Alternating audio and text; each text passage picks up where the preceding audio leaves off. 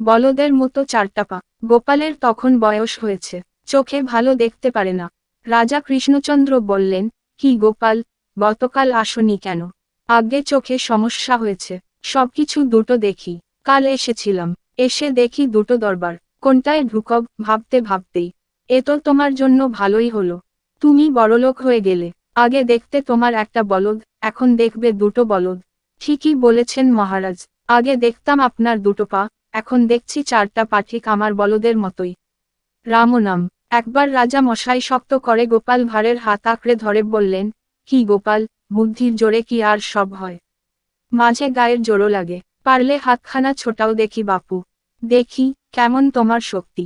রাজা ভেবেছিলেন, গোপাল ভাঁড় হয়তো হাত ধরে টানাহিচড়া করবে, মোচড়ামুচড়ি করবে।